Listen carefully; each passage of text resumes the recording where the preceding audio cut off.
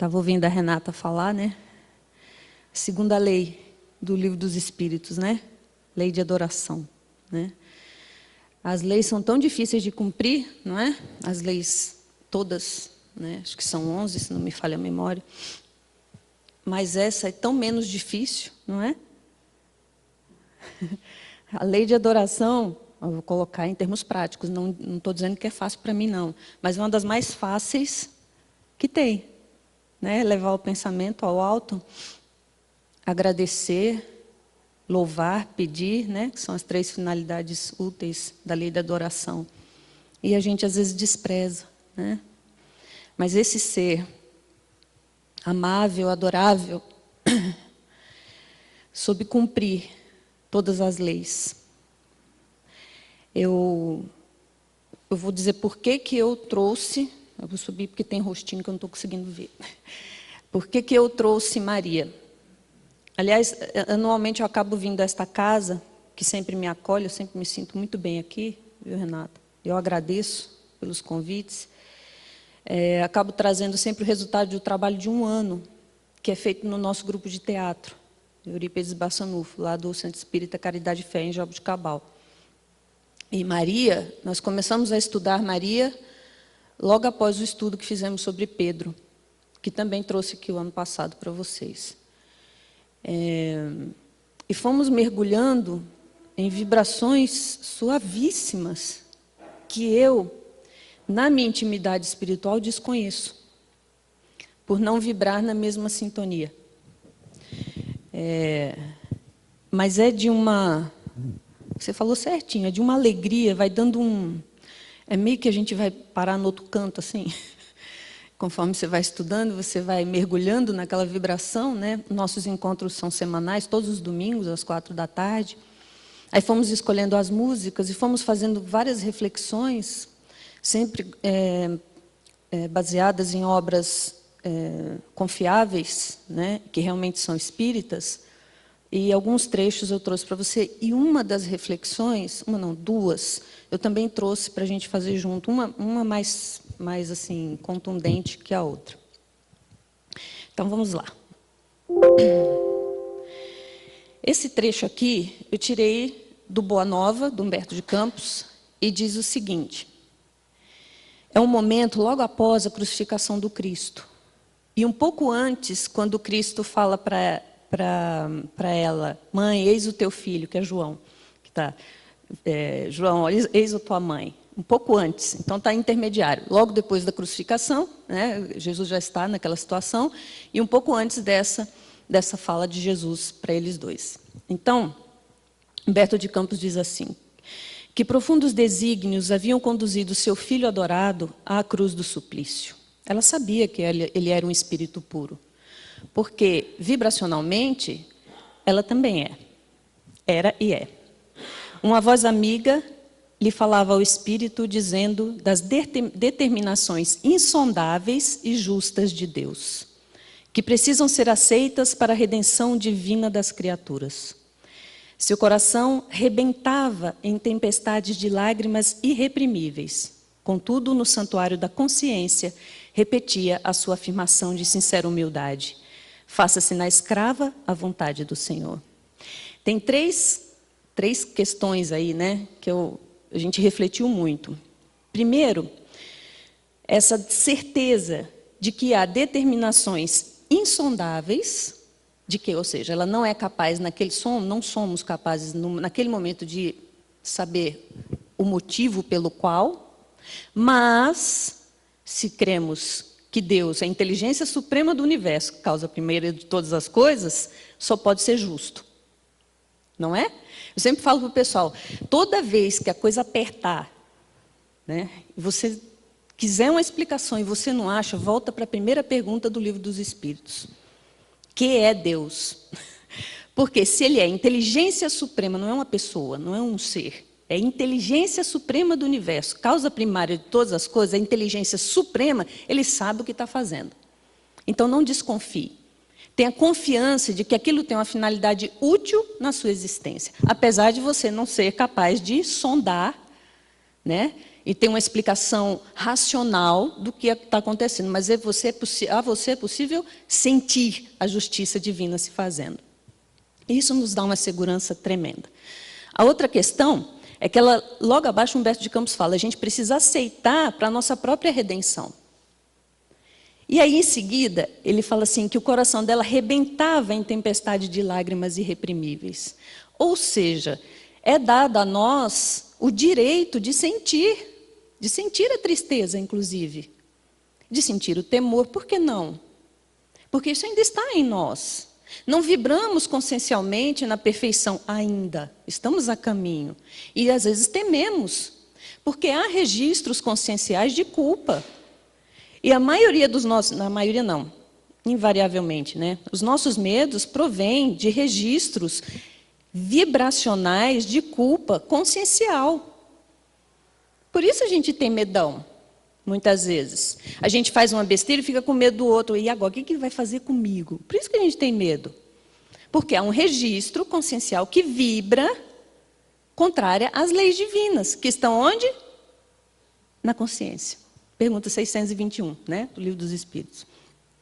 Então, olha lá, a consciência, olha lá, no santuário da consciência. Por que santuário? Essa é a terceira questão. Por que santuário?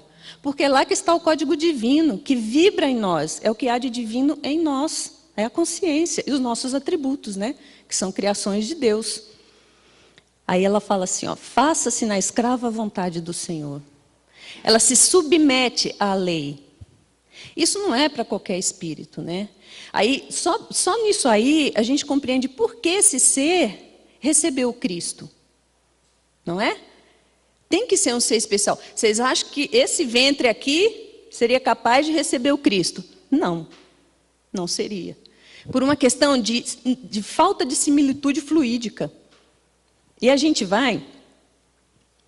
Perdão. A gente vai ver que Emmanuel fala isso no livro A Caminho da Luz. Ele diz assim, ó, a manjedoura assinalava o ponto inicial da lição salvadora de Cristo, como a dizer que a humildade representa a chave de todas as virtudes. E aí ele vai falando alguns espíritos que acompanharam a encarnação de Jesus aqui no nosso planeta. As figuras de Simão, Ana, Isabel, João Batista, José, bem como a personalidade sublimada de Maria. Somente com o concurso daqueles mensageiros da Boa Nova, portadores, aí ó, o que eles portavam com eles? Construções de conteúdos vibratórios já alinhados às leis divinas. Portadores da contribuição de fervor, crença e vida. Poderia Jesus lançar na terra os fundamentos da verdade inabalável. Vamos trazer para a nossa situação. Então, se no caso de Jesus, né, ele estabeleceu vínculo com espíritos de alta envergadura moral, com quem temos estabelecido vínculos? Quem são esses espíritos que te rodeiam? Em casa, no trabalho, na casa espírita? Quem são? Mas não para julgá-los, para compreender o que esse ser desacomoda em mim. O que esse ser desperta em mim? Eu brinco, mas é sério, é uma brincadeira, mas é sério. Eu falo para eles lá no Caridade e Fé, é como se a gente fosse cheio de bexiguinha. As bexiguinhas são nossas. Algumas bexiguinhas são cheias de perfume. Outras bexiguinhas são cheias de esgoto, na nossa intimidade espiritual. Alguns seres que vêm conviver conosco têm um alfinetinho muito especial que consegue romper as bexiguinhas cheias de perfume. Aí você quer dar o melhor de você. Você perfuma o ambiente onde aquela pessoa passa. Você dá de você, assim, o perfume da sua alma para a alma daquele ser. Tem outros, porém, que tem uma agulhinha, um alfinetinho muito especial, que fura as bexiguinhas cheias de esgoto. Não é ele que tem o esgoto. Somos nós que temos o esgoto. Também temos os perfumes, né? Então, o que é que aquele ser desacomoda em mim? Estamos ligados aos seres por um vínculo que se chama vetor atrativo, ou, se bem quiserem, vetor reencarnacionista. Cada convivência que eu tenho com um outro espírito, tudo que eu penso, tudo que eu sinto em relação a ele, eu vou construindo conteúdos energéticos, um quantum de energia para cada pensamento que me vincula àquele ser.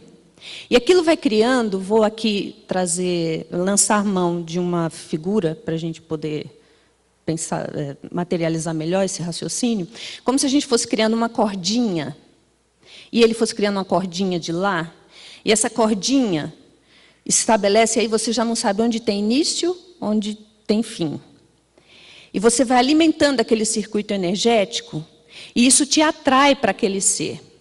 Só que esse vetor atrativo ele pode ser tanto baseado nas leis de amor, quanto no distanciamento dessas leis.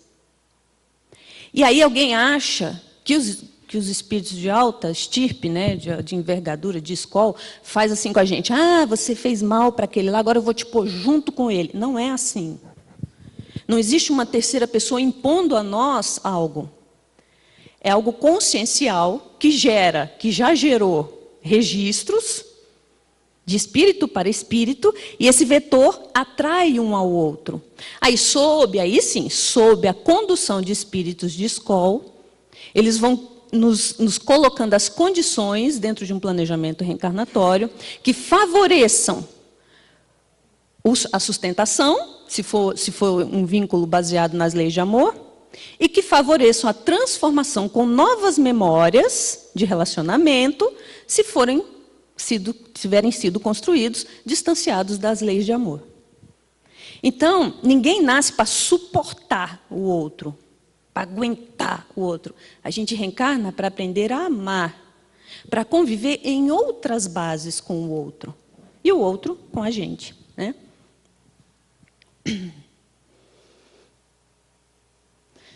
Afinidade moral.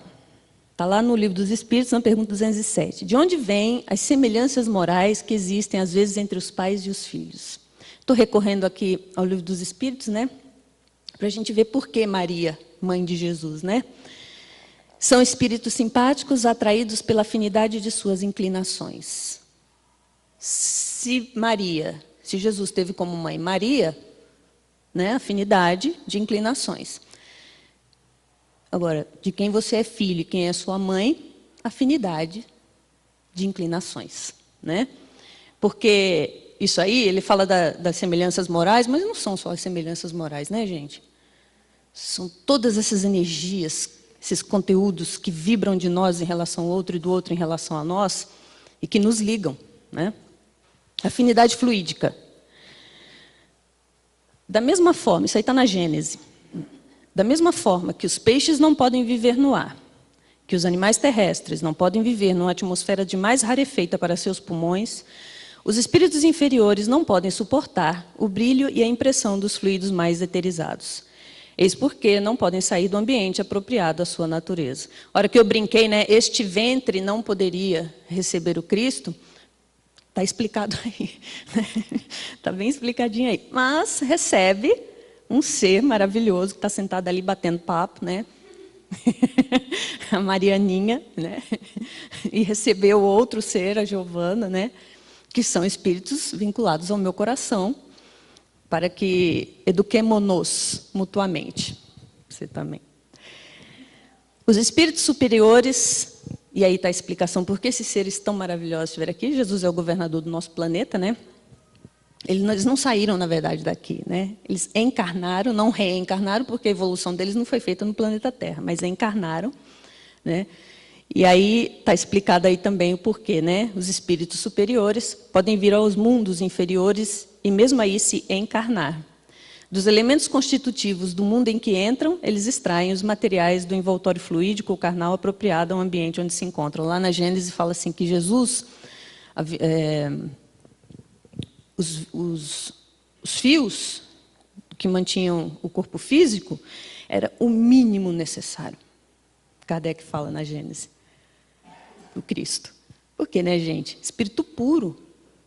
Está lá no céu e inferno, que Deus só confia determinadas missões a espíritos puros porque eles são infalíveis. É o caso do Cristo, né? Infalível. Aí, deixa eu ver aqui, Dentro dessa questão da afinidade fluídica, eu vou partir para as características, afinidade fluídica também, daqueles que servem na Legião dos Servos de Maria. Isso aí está retratado no livro Memórias de um Suicida, de psicografia da Dona Ivone Pereira. Leiam. Quem não leu, leia. Memórias de um Suicida é um compêndio de doutrina espírita. Olha, é uma coisa extraordinária, extraordinário esse livro. Então, essa foi uma das reflexões que a gente fez. Como quem está vinculado a Maria, ao pensamento desse espírito, se comporta quando vê um espírito sofredor. E, como trata o título do livro, eles estão numa área para onde se encaminharam alguns espíritos, ou vários espíritos, que tinham atentado contra a própria vida, cometendo o suicídio. Essa é uma questão delicada, né, dentro da casa espírita, porque, assim como existem os agravantes, por exemplo, no nosso caso, como espíritas, cometer um atentado contra a própria vida, existe um agravante, não é mesmo? Para todos nós, porque já temos o conhecimento da doutrina. Mas existem os atenuantes, porque existe aquele que acha mesmo que, acabando com o corpo físico, ele vai acabar com a própria vida, porque ele desconhece outra informação. Teve um caso agora lá a Alzira nos contou lá em Sacramento, lembra? Do pai que foi... Estava lá, né? Que ela contou? Não? Chegou um pai desesperado lá em Sacramento, tinham mandado ele para lá, e pedindo, porque lá ele encontraria, o que não é verdade, uma psicografia do filho que tinha acabado de cometer o suicídio. E aí ele chegou lá e acabaram encaminhando ele para a Alzira, que conduz os trabalhos lá, e ele disse o seguinte, que tinham dito para ele, um espírita tinha dito para ele, no maior momento de dor dele, que, olha, o filho dele estava perdidinho, porque é a pior morte que tem, não tinha salvação, não. Né? Agora, a gente questiona, né? Como é que é conhecida a doutrina espírita? O Consolador prometido. Isso consola alguém? A pessoa mentiu, gente, não é uma situação difícil mesmo para o espírito? É, a pessoa não mentiu, mas é hora de falar isso, desse jeito, assim, né? E aí foi conversando, a Alzira foi conversando com ele, falou assim, eu queria uma psicografia dele. Aí a Alzira respondeu com muita inteligência, né? Falou assim, seu filho está na UTI. O senhor já viu alguém na UTI conversar, comunicar-se? Ela quis dizer assim, do ponto de vista físico, né? Ele falou, não, então, ele está sendo cuidado, ele está sendo amparado. Porque o próprio sofrimento já é o início da cura, gente. Isso vale para o suicídio e vale para nós. O sofrimento é aquilo que nos desacomoda. E às vezes a gente está na UTI mesmo. A gente acha que não tem para onde ir, a gente acha, né? Por uma série de fatores, de interferências, de permissividade, de falta de vigilância e oração, que foi um pedido que o Cristo fez para nós. Vigiai e orai, orai e vigiai. E a gente vai se deixando levar por interferências. Responsabilidade nossa. E aí, quando a gente vê, para recuperar, tem mais dificuldade, né? Então, similitude fluídica, como é que trabalhavam o pessoal da Legião dos Servos de Maria, né? Eram espíritos, o Camilo descreve, eram espíritos que estendiam a fraternidade ao extremo de se materializarem o suficiente para se tornarem plenamente percebidos a nossa precária visão e nos infundirem confiança no socorro que nos davam. Curvavam-se cheios de piedade junto das sarjetas, levantando aqui e acolá algum desgraçado tombado sob o excesso de sofrimento. Percebam? Se curvavam com piedade, levantavam aquele que sofre, né? Ai, toda hora eu erro. Aí, a gente precisa entender um pouco o que é esse sofrimento. Porque ainda estamos, muitas vezes, numa mentalidade infantilizada de achar que só está sofrendo aquele por quem eu posso fazer algo porque estou numa situação de superioridade. Seja material, seja emocional, seja espiritual. Agora eu pergunto, aquele que nos agride, o agressor, ele é um enfermo? Ele é, não é? Ele sofre? Ele sofre. Toda vez que qualquer espírito se distancia das leis divinas, ele é um sofredor. Não se enganem. Muitas vezes aparentam profunda alegria, mas não são alegres. Estão eufóricos pelo apelo do material, mas não são felizes, porque não há espírito feliz distante das leis divinas. Não existe. Por isso que a gente sofre, porque a gente não é completamente feliz do ponto de vista de cumprimento das leis, né? Então, lá no Céu e Inferno fala assim, ó, o sofrimento sendo inerente à perfeição, como a felicidade é inerente à perfeição, olha lá, quem é perfeito? Quem cumpre as leis divinas, né? Então, esse é feliz. A alma leva em si mesma o seu próprio castigo onde quer que se encontre. Não há, pois, necessidade de um lugar circunscrito para ela. O inferno está, assim, por toda parte, onde quer que existam almas sofredoras, como o céu está por toda parte, onde quer que as almas sejam felizes. E no Livro dos Espíritos, na pergunta 1004, acho linda, de vez em quando eu vou lá e leio, quando eu acho que eu estou sofrendo, que eu estou sendo vítima da humanidade inteira, eu vou lá e leio essa pergunta. O que determina a duração dos sofrimentos do culpado? Por que culpado? Por causa dos registros de distanciamento da lei que estão na própria consciência, através do registro que se chama memória, né? Memória espiritual, das nossas memórias espirituais. Aí, então ele responde assim, ó, o tempo necessário ao seu melhoramento. É o tanto tempo que vai durar. Mas quando é que eu sei que eu melhorei? Aí ele fala assim, à medida que ele progride e que os seus sentimentos se depuram, seus sofrimentos diminuem e se modificam. Tem a ver com sentimento, o sofrimento. Quando eu evoluo, eu evoluo, né, altero os meus sentimentos, eles evoluem, e então eu deixo de sofrer. Ou sofro diferente.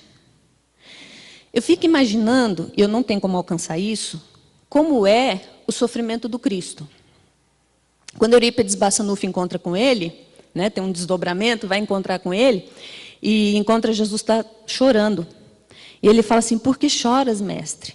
Pelos que não conhecem o teu evangelho? E Jesus responde, não, meu filho, por aqueles que conhecem e não o cumprem. Então, como é o sofrimento do espírito desse, né? Nosso sofrimento qual é? Já, né, a gente vai falar aí, né?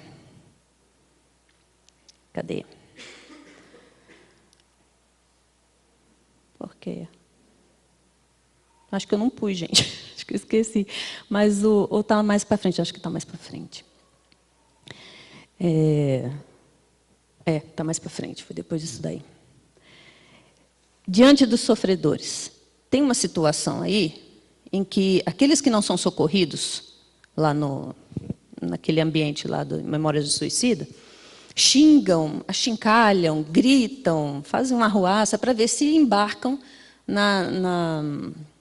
no transporte para ir para o Hospital Maria de Nazaré.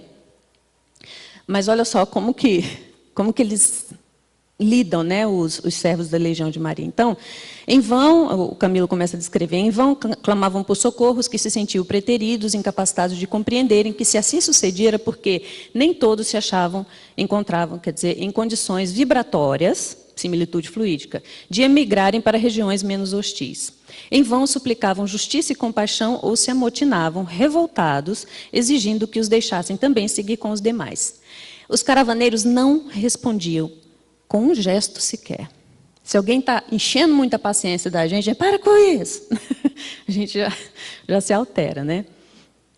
O enfermeiro indicava atencioso e paciente, enquanto os policiais fechavam cerco em torno de mim e de meus 4 companheiros. Eles estavam sendo resgatados, evitando que os desgraçados que ainda ficavam, subissem conosco ou nos arrastassem no seu turbilhão, criando a confusão e retardando por isso mesmo o regresso da expedição. Eram senhoras que nos acompanhavam.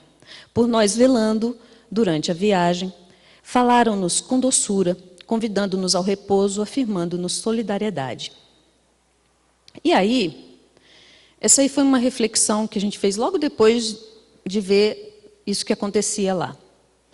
Com que periodicidade você faz o bem? Né? Todo o grupo de teatro teve que refletir e escrever sobre isso. Como você percebe que está fazendo bem? Como é que se caracteriza o bem para você? Você tem piedade de quem sofre? Isso aqui foi muito bom. Aí o pessoal sempre falava assim, é aquela palavra amiga que a gente dá quando alguém está precisando. É aquela comida que a gente dá quando alguém está com fome. É o cobertor quando alguém está com frio. É aquela fala do Cristo, né? Quando foi que a gente encontrou, que te demos de comer, que te demos... Eu falei, tudo isso aí, gente. Aí temos uma companheira, Gabriela. Eu falei, Gabriela, e aquela colega da escola, ela é professora, eu falei, que morre de inveja de você. Eu nem sei se isso existe na vida dela, mas eu lancei a... Né? Aquela colega que pensa assim, por que a Gabriela tem e eu não tenho? E aí ela começa a fazer um monte de artimanha, de coisa, para ver se põe um tapete para você escorregar. Para você... Esse espírito é um sofredor? Ela parou assim. Ela falou, nossa, nunca tinha parado para pensar nisso. Né? É um espírito sofredor, minha gente. Imagine você não se dar conta das potencialidades que você tem e só enxergar isso no outro. Imagine você não se dar conta de que você é capaz de realizar o bem e ser feliz porque você só olha a vida do outro. Porque você acha que a vida... Como é que é seu nome? Mauro. Que a vida do Mauro é a vida que eu queria para mim. Eu fico a vida do Mauro, a vida do Mauro. E a minha vida? Né? Não, porque o Mauro se deu bem. Nossa, porque o Mauro ganha dinheiro. Nossa, porque o Mauro... E assim, sempre que a gente inveja... Ninguém sente inveja aqui, né? Ninguém, né? Ciúme também não, né? Ninguém. Espírita não sente isso. Só que não. Só que não, né? Normalmente, quando a gente inveja assim... Olha, que preconceito. Então, normalmente, quando a gente inveja assim, é sempre material. Por que não invejamos a renúncia e o sacrifício desses espíritos? Né? Um Chico Xavier. Ai, que inveja, né? Um Divaldo Pereira Franco, que inveja, né, do Divaldo, do sacrifício que ele faz, não do brilho que ele tem. Né? Quem é que sofre? Né? O que é o sofrimento? Quando é que você percebe que o outro está sofrendo ou que a atitude dele é resultado de um sofrimento? Como você reage ao sofrimento alheio? Quanto você já construiu de paciência, doçura e solidariedade? É possível ter piedade sem construir esses sentimentos? Então, essas perguntas foram sendo trabalhadas com o pessoal. É aí, gente, que está. Aí, na pergunta 970, em que consistem os sofrimentos dos espíritos inferiores? Eu sei que tem a escala espírita, tem um monte de gradação, mas se nós não somos superiores, nós estamos nos inferiores, tá bom? Só para a gente arredondar o cálculo, tá? São tão variados quanto as causas que os produzem e proporcionais ao grau de inferioridade, como os gozos são proporcionais ao grau de superioridade. Podemos resumi-los assim. Cobiçar tudo o que lhes falta para serem felizes, mas não poderem obtê-lo. Ver a felicidade, essa felicidade aqui, tanto é a material, quanto é a moral, como eu citei aqui, Chico e Divaldo. Né? Ver a felicidade e não poder atingi-la. Aí tem umas coisinhas aqui que eu acho que ninguém sente. Mágoa, ciúme, raiva, desespero, decorrentes de tudo que os impede de ser felizes. E aí vem uma parte muito interessante da gente refletir na gente. Remorsos e uma ansiedade moral indefinível. Toda vez que a gente se afasta da lei divina, vem essa ansiedade aí, ó. Há uma coisa ruim na gente. Ainda mais se a gente já tem conhecimento do Evangelho. Toda vez que a gente se afasta, fala, não, mas eu fiz de novo isso. Né? Não quero mais fazer isso, não quero mais sentir isso. Desejam todos os gozos e não podem satisfazê-los. É isso que os tortura. E aí no Consolador, esse é outro conceito, assim, que vez por outra eu vou lá e leio de novo, vou lá e leio de novo, que é a paciência e como adquiri-la. E aí ele fala assim, ó, porque paciência, a maioria acha que é assim, ó, eu vou aguentar, aí eu estou tendo paciência. E não é isso, né? Emmanuel que diz que é assim, ó, a verdadeira paciência é sempre uma exteriorização da alma que realizou muito amor em si mesma para dá-lo a outrem na exemplificação. Então, paciência, a paciência, tá bom assim? Onde você quer? Aqui? Aqui, tá bom? A paciência é o tanto de amor que eu construí em mim para dar ao outro pelo exemplo. Pensa nisso, gente. Pensa nisso. Por isso que eu já ouvi dentro da minha casa, né? Quando eu falo assim, eu vou perder a paciência com você. Aí a criatura vira e fala assim, como perder o que você não tem, mamãe? Né? Aí eu falo, não estou de brincadeira, né? Mas tem razão ou não? A gente não perde. Em termos espirituais, ninguém perde aquilo que conquistou. Ou algum espírito involui. Nunca. Jamais. O que é conquista nossa, é conquista nossa. Não é? Se isso aí fosse uma conquista minha, não perderia jamais. Agora, está em construção? Vamos animar, né, gente? É o Consolador Prometido. Estamos em construção, né? Tem que dar uma animadinha. E lá no Ceifa de Luz, tem o conceito de felicidade, que é um dos que eu mais gosto. Não existe felicidade sem amor. E não existe amor sem responsabilidade, fora das leis de Deus. Não existe amor fora das leis divinas, do cumprimento delas. Por isso Maria é Maria, né? E por isso os servos de Maria se comportam como se comportam. Aí lá no Hospital de Maria de Nazaré, a gente foi trabalhando o reconhecimento desses espíritos e o arrependimento deles naquele momento. Então, por que eles se envergonhavam?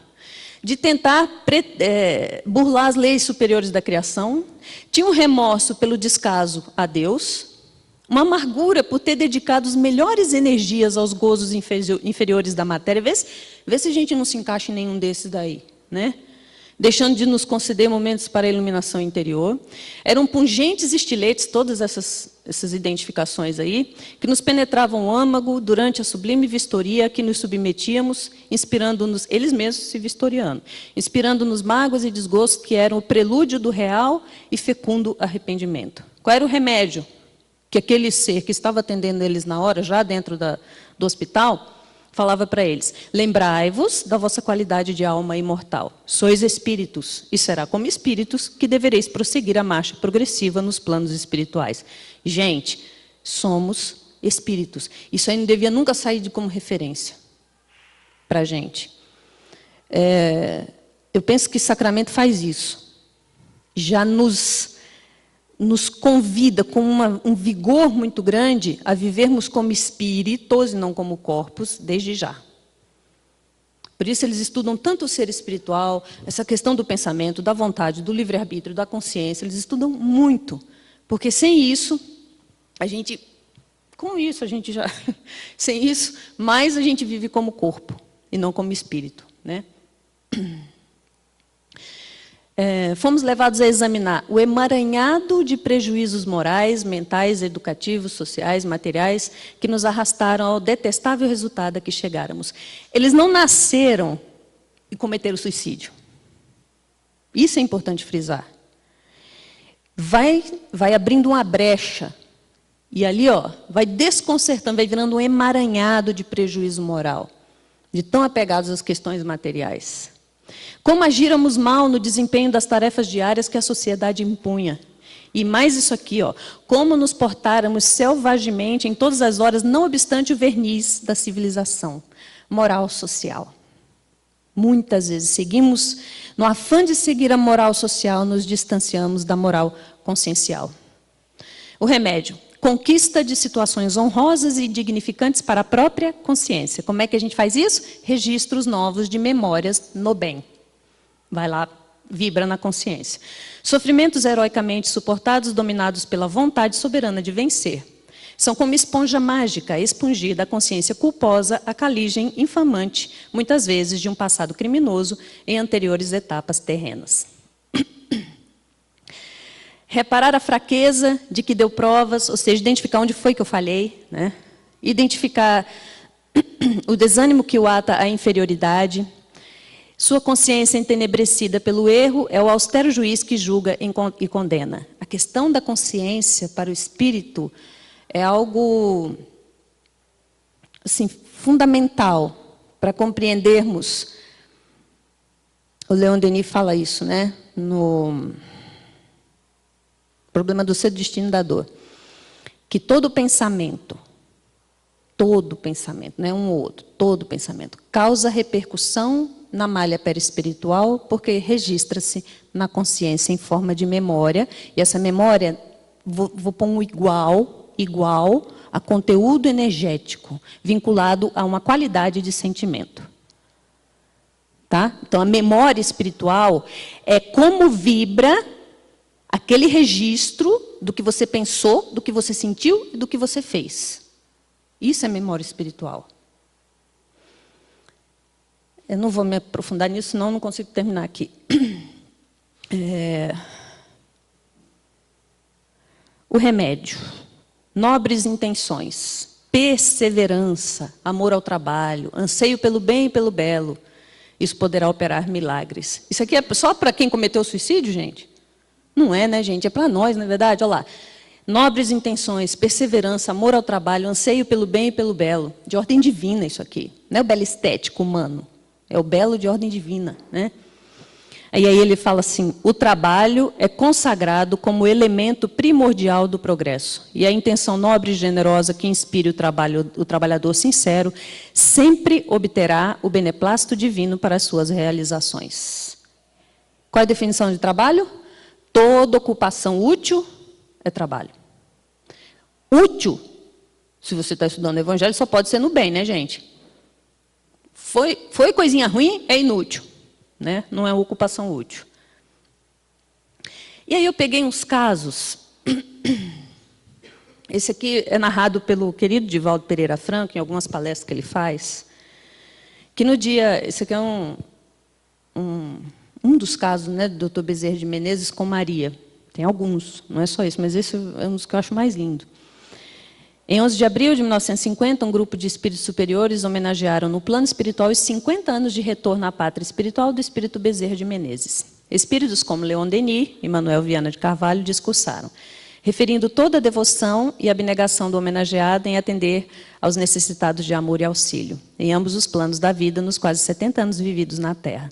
Surgiu então, para a surpresa dos participantes dessa assembleia, Celina, porta-voz de Maria de Nazaré, trazendo uma mensagem disponibilizando ao médico dos pobres a oportunidade de uma tarefa maior em esfera superior, na qual a dor e as angústias típicas de um planeta de provas e expiações como a Terra já não mais existem. Emocionado, o Dr. Bezerra chora e, em seguida, ajoelha-se diante da porta-voz de Maria Santíssima e lhe suplica para poder continuar sua modesta tarefa junto aos sofredores da pátria do cruzeiro. Somos nós, né? Fala, nossa, mas ele não ajuda a humanidade inteira? Obviamente que sim, né, gente? Mas similitudes fluídicas, não é? Os vínculos desse espírito conosco. Nesse instante, eu fico imaginando isso, gente. Só a Disney para criar, né?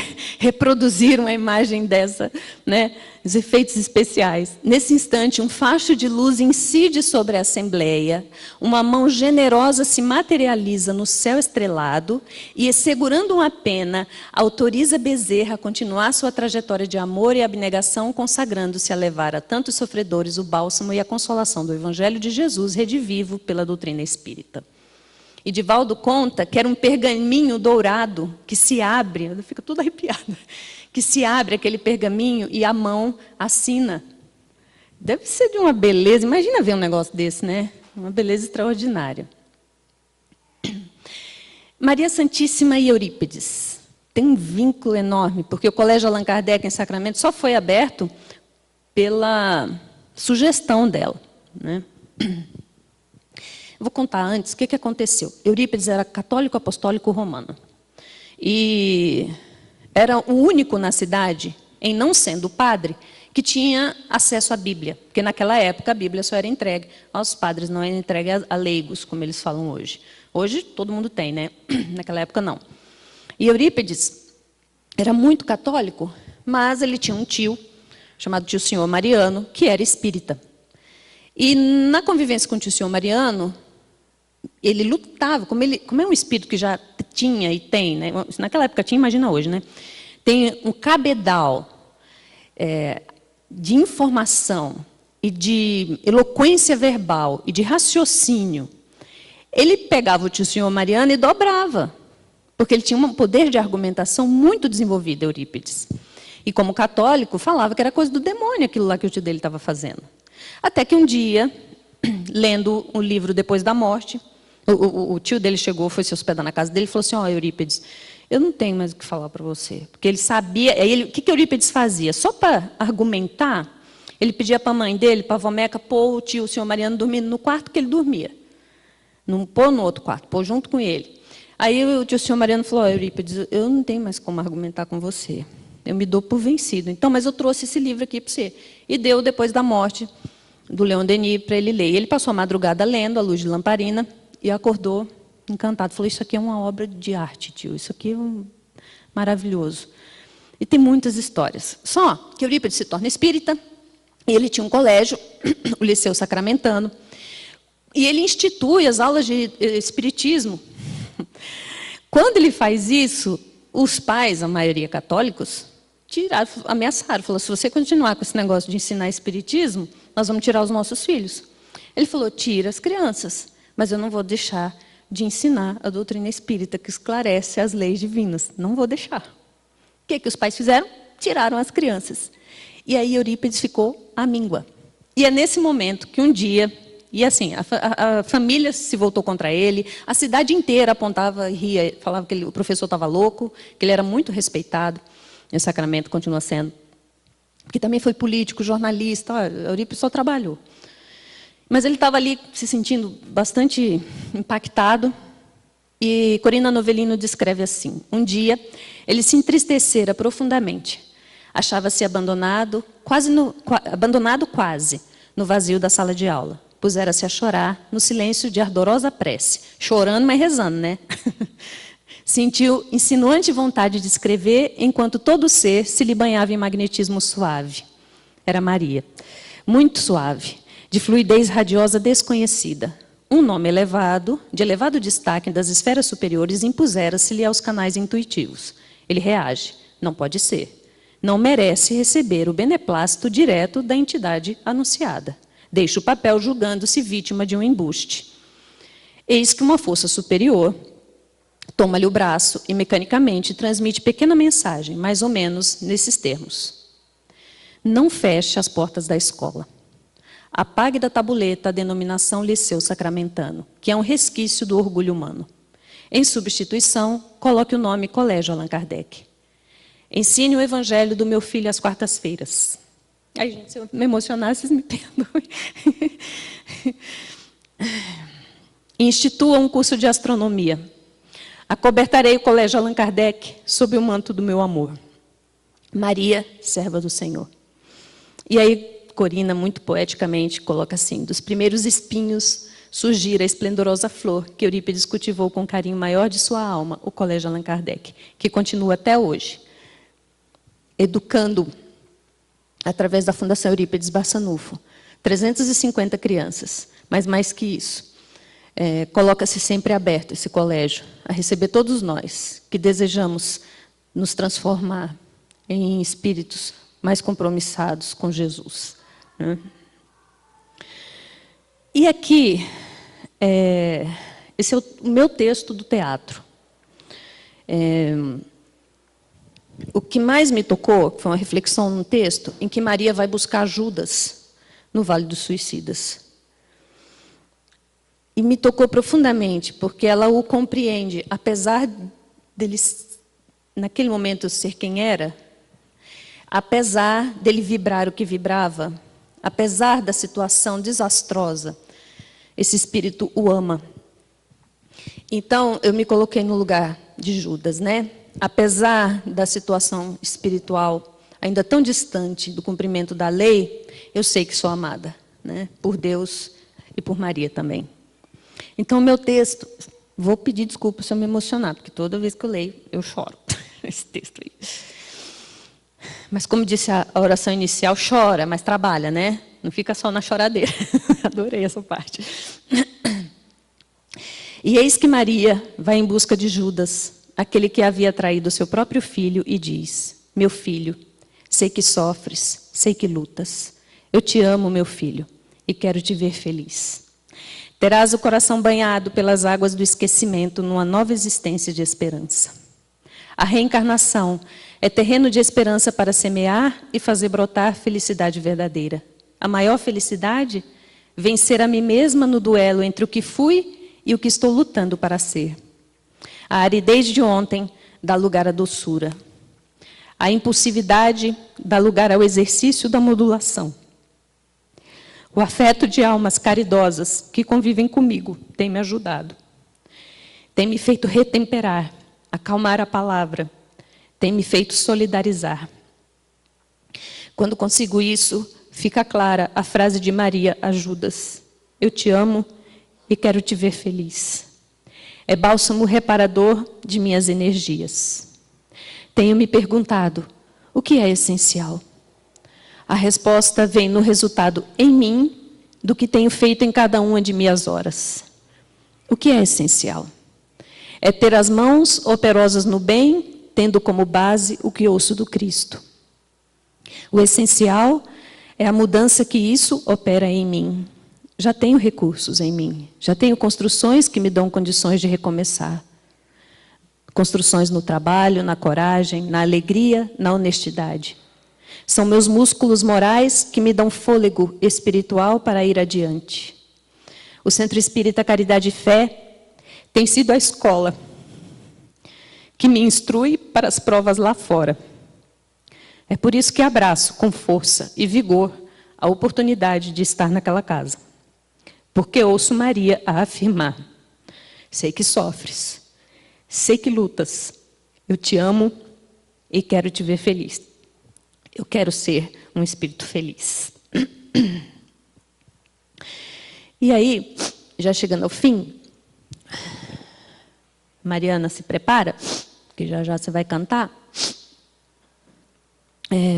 Também está no Boa Nova, esse registro, que Humberto de Campos diz que é a herança que Maria deixou para todos nós. É a última lição do Boa Nova. O título é Maria. E é o desencarne dela.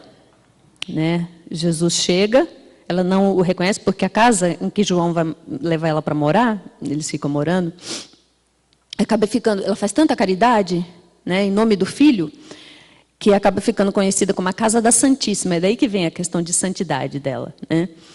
E um dia chega um mendigo e ela fala: ah, meu filho. Quando ele começa a falar com ela fala: nossa, mas parece que eu conheço essa voz. E aí, quando ela olha as chagas, os registros das chagas nas mãos, aí ela fala: meu filho. Aí ele fala: mãe, sou eu. Gente, eu não consigo não chorar, só de lembrar. Eu já estou chorando com uma coisa dessa. E aí Jesus a abraça, ela tenta se ajoelhar aos pés dele, ele não deixa, né? Abraça ela. E aí ela desencarna. E ela já estava assim, sendo recebida, né, um espírito de escola como é, de envergadura moral tal, e o Humberto de Campos já descreve assim no finalzinho: dulcíssimas alegrias lhe invadiam o coração, e já a caravana espiritual, uma caravana espiritual estava acompanhando ela. Se dispunha a partir quando Maria se lembrou dos discípulos perseguidos pela crueldade do mundo e desejou abraçar os que ficariam no Vale das Sombras, à espera das claridades definitivas do reino de Deus. Emitindo esse pensamento, olha lá, imprimiu novo impulso às multidões espirituais que a seguiam de perto. Eram multidões espirituais recebendo-a de volta. Então rogou ao céu que lhe desse a possibilidade de deixar entre os cristãos oprimidos a força da alegria. Foi quando, aproximando-se de uma jovem encarcerada, então ela foi lá, onde os cristãos iam ser sacrificados. De rosto, ela se aproximou dessa jovem, de rosto descarnado e macilento, e lhe disse ao ouvido: canta, minha filha, tenhamos bom ânimo, convertamos as nossas dores da terra em alegrias para o céu. Daí a instantes, seu canto melodioso era acompanhado pelas centenas de vozes dos que choravam no cárcere, aguardando o glorioso testemunho. Logo, a caravana majestosa conduziu ao reino do Mestre, a bendita entre as mulheres, e desde esse dia, nos tormentos mais duros, os discípulos de Jesus têm cantado na terra, exprimindo seu bom ânimo e a sua alegria, guardando a suave herança de Nossa Mãe Santíssima.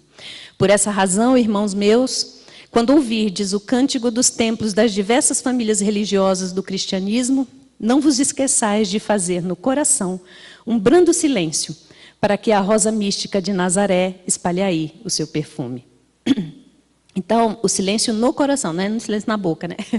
É o silêncio no coração, ou seja, nos melhores sentimentos da gente, né? A gente acalmar e perceber esses sentimentos quando a gente canta.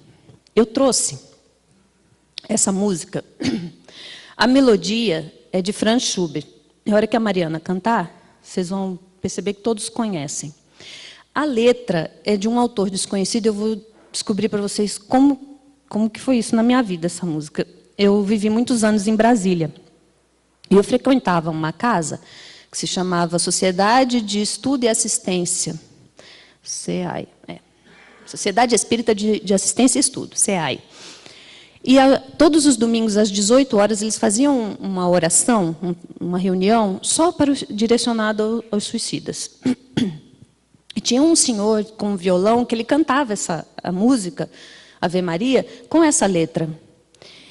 E eu perdi contato com essas pessoas, e eu ano passado, quando a gente foi começar a estudar Maria, eu liguei no CEAI, né, na CEAI, a sociedade lá, mas essa pessoa já não faz parte há muitos anos da casa, ninguém sabe onde ele está, eu não sei o nome dele, por isso eu pus assim, autor desconhecido, mas ele existe, a criatura deve estar, ou desencarnou, mas que é um espírito que fez essa letra, fez.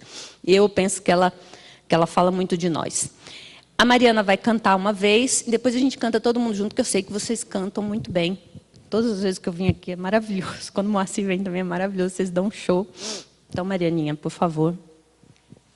É só na capela, viu, gente? Porque as nossas duas senhoras que tocam algum instrumento na casa não puderam vir. Então, a Marianinha vai na capela.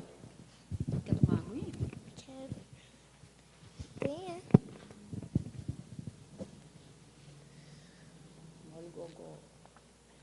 Toma tudo, não.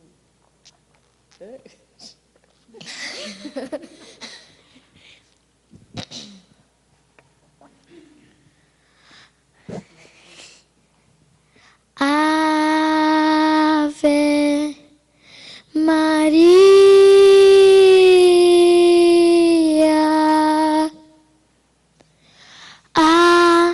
abençoada Mãe Celeste, meu coração que é sofredor, contigo aprende a magia do amor, refletido na compreensão da verdade, sob as luzes da caridade. Tem sido um raio de esperança a todos aqueles que estendem as mãos. Protege-nos, Divina Senhora, minha alma arrependida que chora. Ave Maria.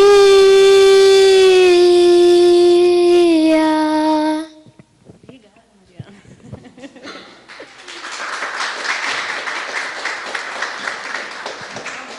Vamos cantar? Mariana, começa aqui de novo.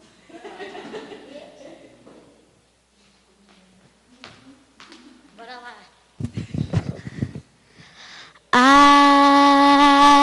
Ave Maria,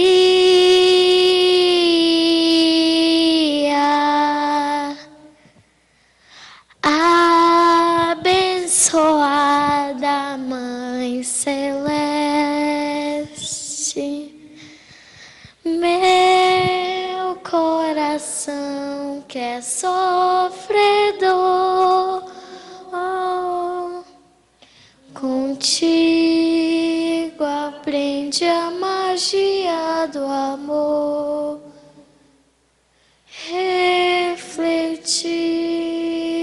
na compreensão da verdade, sobre as luzes da caridade. Tem sido um raio de esperança a todos aqueles que estendem as mãos. Protege-nos, Divina Senhora, minha alma arrependida que chora. Ave Maria.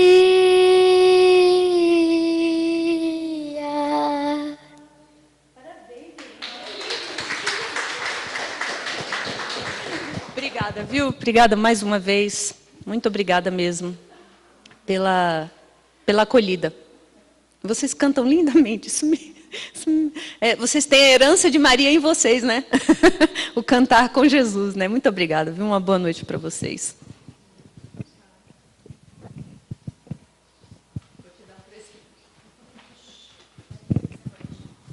Posso?